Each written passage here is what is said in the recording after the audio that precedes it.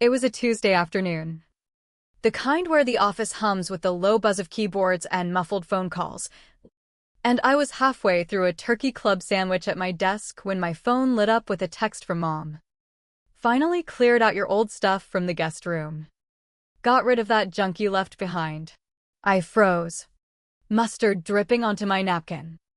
That junk was everything I'd shoved into a corner during those frantic 2 weeks when my apartment flooded last year. Clothes, papers, and yeah, that laptop. But it was the follow-up message that hit like ice water, just some old clothes, random papers, and that broken black laptop. Nothing worth keeping. Nothing worth keeping. The words blurred on the screen as my pulse hammered in my ears. I typed back. Fingers clumsy. Which laptop exactly? Her reply came quick. The one that won't turn on. Chill out.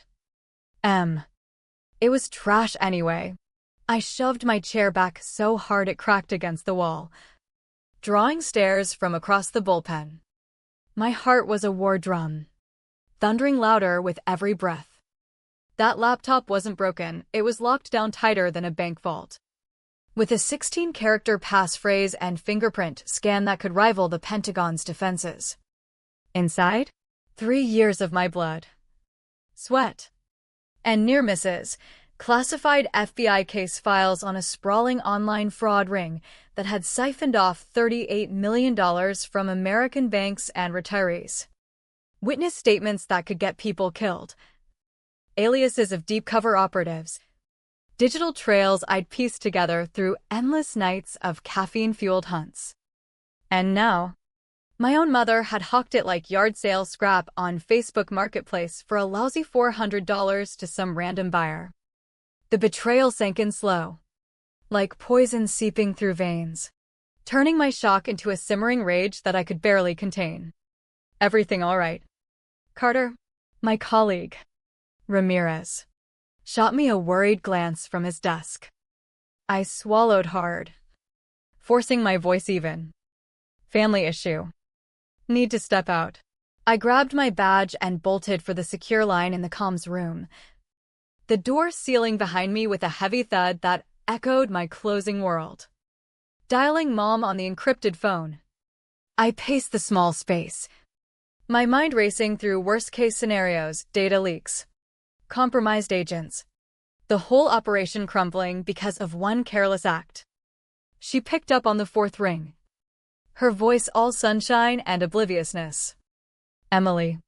Honey, we're just about to have lunch. Your sister and her husband are over. Wish you could join. Mom, I cut in, my tone flat as interrogation room steel. Where's the laptop now? Oh, that old thing? Sold it this morning to a nice young guy for $400 cash. Can you believe it? For something that doesn't even boot up, I felt like I hit the jackpot. The room spun. What was his name? Tell me everything. Confusion crept into her words. I didn't catch it. He messaged on Facebook. Showed up quick. Why the third degree? It was cluttering up the place. I gripped the phone tighter, measuring each syllable. That wasn't yours to sell. It's government property. Mom, you've just broken federal law. She let out a laugh, light and disbelieving, like I'd cracked a bad joke at Thanksgiving. Don't be ridiculous. It was in your pile. I figured it was yours to ditch. You figured wrong, I snapped, the anger bubbling up. I'm alerting my unit. Don't delete any chats. Don't touch anything else. Stay put. Emily Carter. Don't you dare talk to me like that. I'm your mother. And I was only trying to. I hung up. The silence in the room deafening. My fingers flew across the keys to call my boss. Supervisory Agent Harlan. He answered gruffly, Carter. This better be critical. Sir. Major breach. My classified rig from the Shadow Netcase, sold by a relative 2 hours ago. Full dossier on board. 3 beats of dead air. Then, address. Now. I'm scrambling the team. 15 minutes later. I screeched into the driveway of my parents' tidy suburban split level in Arlington, Virginia, right behind a convoy of unmarked SUVs that boxed in the exits like a noose tightening. Mom stood on the porch, face ashen, twisting a dish towel in her hands. Dad hovered beside her, brows furrowed in that mix of bewilderment and defensiveness he always wore during family blow-ups.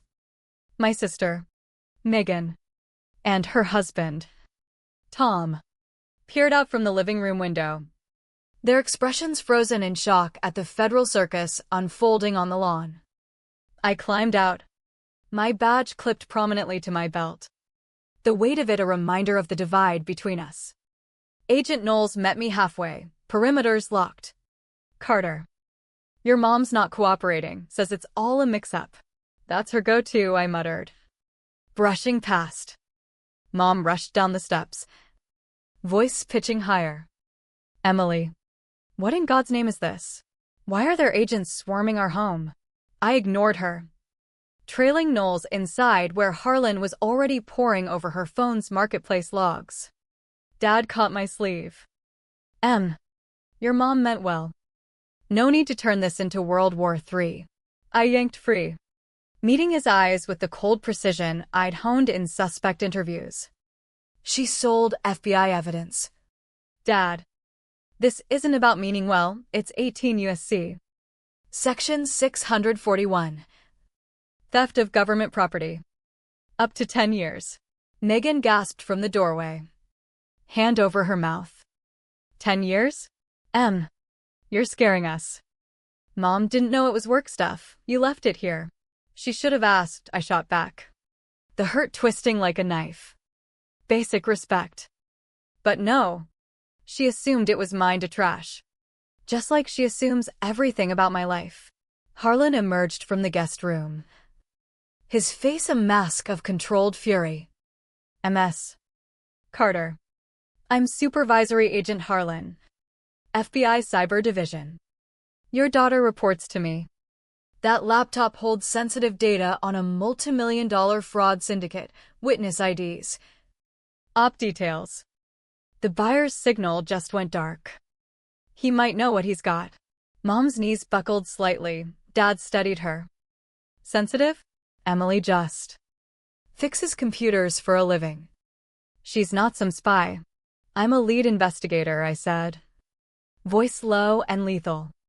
6 years with the Bureau. Quantico trained. That broken laptop?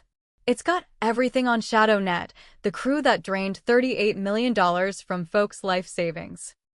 One leak, and lives are at stake. Megan's jaw dropped. You're FBI?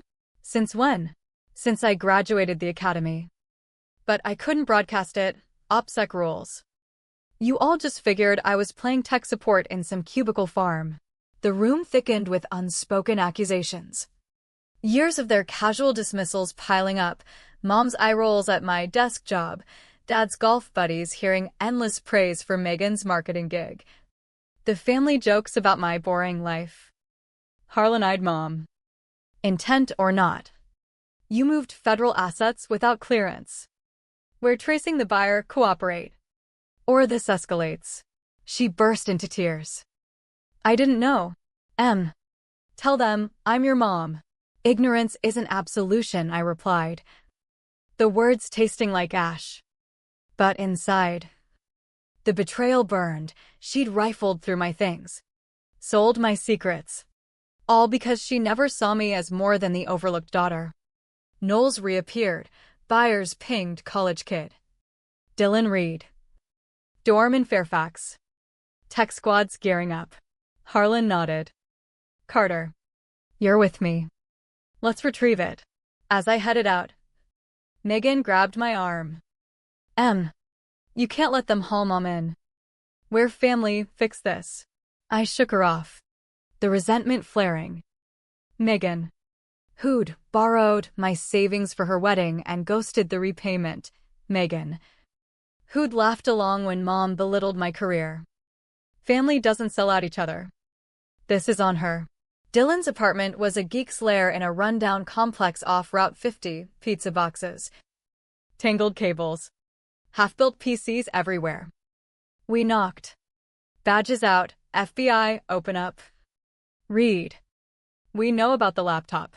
The door creaked open to a lanky 20-something with bloodshot eyes, paling at the sight of us. I bought it fair and square. We pushed in. There it sat on his desk. Powered off, but charging. Did you crack it? I demanded, stepping close. He shook his head. Tried. But the lockout's insane password. Biometrics. Was gonna wipe it for parts. Relief crashed over me. But it mingled with fury at how close we'd come to disaster. I flashed my badge. Agent Emily Carter. That's stolen Vero property you bought. His voice cracked. Stolen? The lady on Facebook said it was her daughter's junk. Look. Here's the chat. Mom's profile beamed back, her at Megan's baby shower. All smiles. Something in me cracked too. The pain of her casual betrayal sharpening. Harlan verified the encryption, intact. No breaches. You're clear. Kid, but statement required. Back at the house. The scene had escalated, neighbors gawking. Phones filming. Mom sat cuffed in a cruiser. Sobbing. Dad pleaded with agents. I approached Harlan with a bagged laptop. Secure. Sir. No access. He sighed. On charges for your mother? I hesitated. The vendetta I'd nursed, the years of being diminished pushing me. She endangered everything. Reckless handling at minimum. Dad overheard. Desperate, M. She's family. Have mercy. Mercy's why she's not in lockup yet, I said. Ice in my veins. But she pays for this. Harlan decided. Release with a $4,500 fine. Mandatory security briefing. And a flagged record, no charges. But scars that'd linger on any background check. Mom stumbled out. Mascara smeared. M. Forgive me, tell them it's a mistake. No mistake, I said. Turning away. You assumed my life was worthless. Now face the cost. Weeks dragged on. Their calls piling up, Mom's pleas. Dad's guilt trips. Megan's accusations of coldness. I ignored them. Channeling the hurt into work. Wrapping ShadowNet with 15 arrests and $38 million recovered. The press conference aired. Mom called. Voice small? Was that yours? The big bust? Can't discuss. I almost ruined it all. Yeah. You did. Monthly dinners resumed. Strained and boundary-laden. No prying. No assumptions. They tiptoed around my important job, but the trust was shattered glass, sharp edges everywhere.